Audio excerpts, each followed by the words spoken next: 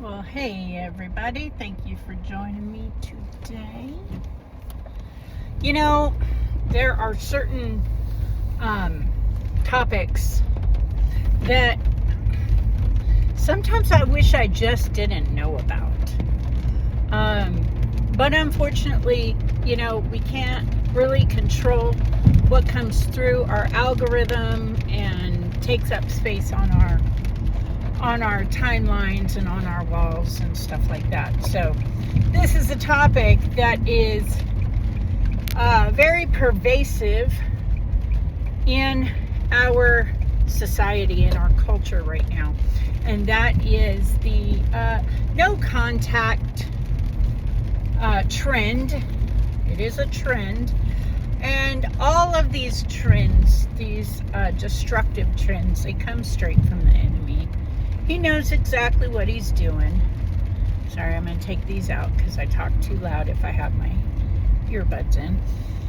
He knows exactly what he's doing to tear families apart, and he's been at it for a long time, and he absolutely loves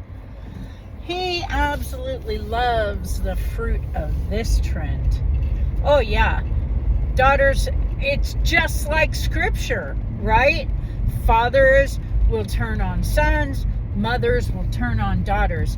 It's happening right now. Bible prophecy is taking place in this topic in our culture today, where kids all over the world, okay, this confusion goes worldwide. This is not just a United States confusion,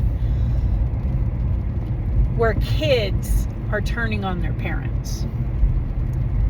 And obviously within every group there's going to be actual cases of abuse, right? There's going to be cases where a child was mistreated physically or sexually, and absolutely I am in 100% you need to break contact with that person.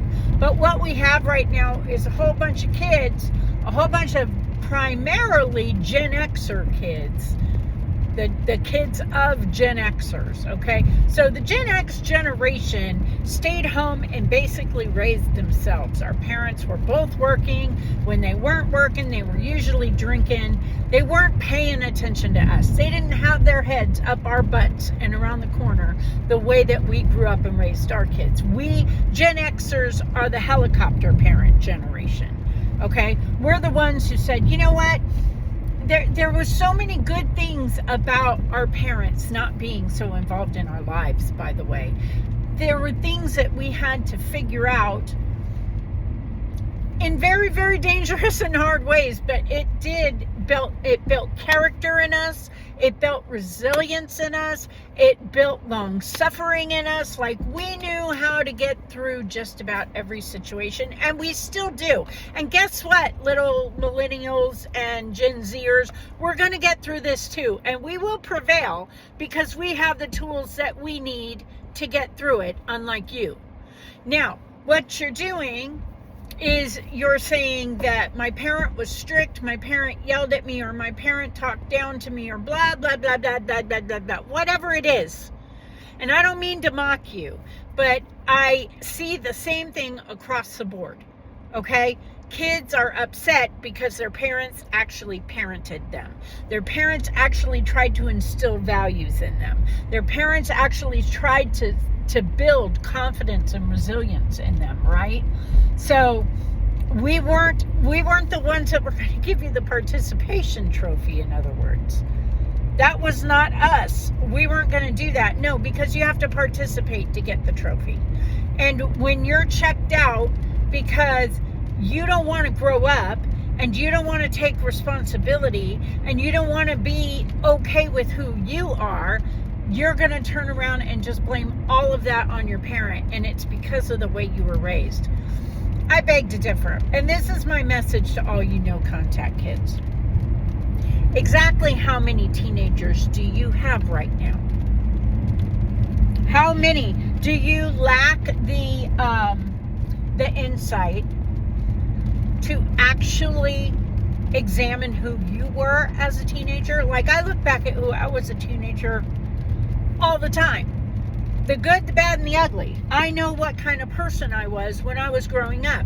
Do you have the fortitude to not only look back and identify the type of person you were as a teenager and then take accountability for the things that you did as a teenager? I'm so sick of this argument. Well, they're kids, they don't know any better.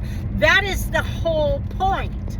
The whole point is you didn't know any better and you needed a parent to teach you right from wrong. Okay, so I'm really sick to death of that argument. Well, they didn't ask to be born. What a freaking red herring. What a red herring. I don't even know where the thought process comes to ask that question. But back to my line of thought. How many teenagers do you have? Do you even comprehend the amount of anxiety that comes along with not just keeping one person alive, but multiple children alive at the same time? It's your job to keep them alive, to keep them cared for, to keep them fed, to keep them housed, to keep them in clean clothes, to teach them right from wrong, to teach them how to be a good citizen, to teach them about God. That's your job as a parent, okay?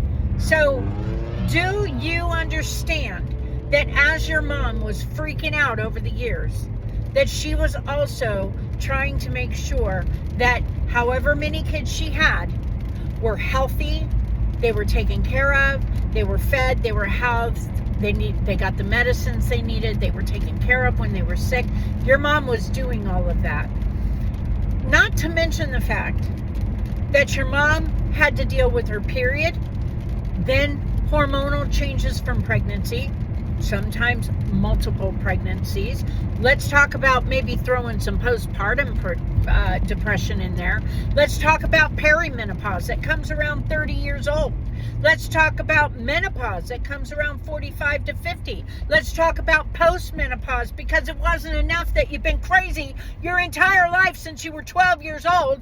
Now we're going to add a little bit more crazy on top of there, and we're going to go for postmenopausal. You guys, you're expecting something out of a human being that is fighting to just get out of bed and function every day because she doesn't know where she is every day. Her hormones are everywhere. She's anxious because she's trying to deal with her kids and keep them alive. Personally, in my instance, I had anxiety trying to keep 3 kids alive that fought me every step of the way. They lie to you, they sneak out on you, they do things they're not supposed to do, they hang out with people they're not supposed to hang out with, they're trying drugs, they're trying smoking, they're trying drinking, they're doing all of this stuff, and you're just trying to make sure that they stay alive and they stay healthy. And every time you choose to lie to that person, every time you choose to cheat that person, every time you choose to betray that person's trust, it makes them a little bit more crazy. So I want you to do me a favor today. If you're a no-contact kid, I want you to look in the mirror and I want you to ask yourself why your mom is so crazy. And then I want you to look in the mirror because you're the answer. You made your mom crazy, but you know what? She stuck it out, and she showed up every day. She showed up every time you were sick, every time you had a game, every time you had your heart broken. She showed up. Why? Because she loved you, even though you mistreated her unlike anybody else will ever mistreat her in her life. That is pure love.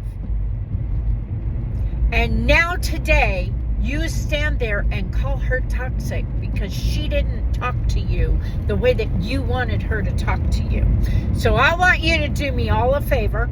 In 15 years, when you got some teenagers running around of your own that don't want to listen to you, they want to betray your trust, they want to lie to you, they want to hang out with people that you know aren't any good for them, they want to do everything that you told them not to do. I want you to come back and tell me how mentally prepared and how mentally healthy you are today. Okay? Because this This trend is absolutely tragic. I don't care how many hours you sit your butt on a therapist's couch. You can never erase the past. What is done is done. You can only choose whether it's going to define who you are today or whether you're going to forgive and allow your wounds from your childhood to become scars that you can carry into your adulthood that make you stronger, that make you able to speak encouragement and wisdom to other people, which is what I always thought I was doing.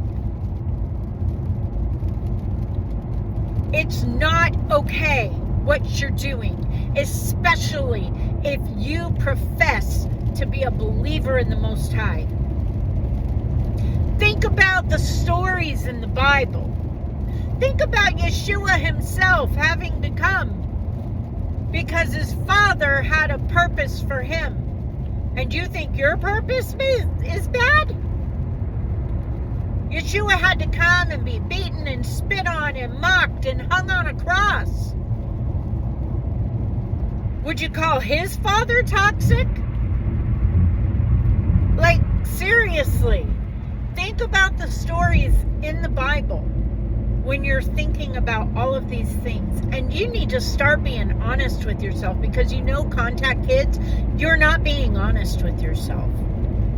You're taking on advice from somebody else who is telling you that it is okay to despise or cut contact with the one person that, no matter where you are in life and what is going on, is going to tell you the truth. Satan is the father of lies. He doesn't like truth. You have to actively seek truth. And if it's easier for you to lay down and rewrite history so you don't have to face truth, then you are already under the strong delusion. And I pray for your deliverance. I really do. Moms, keep your heads up. Dads, keep your head up.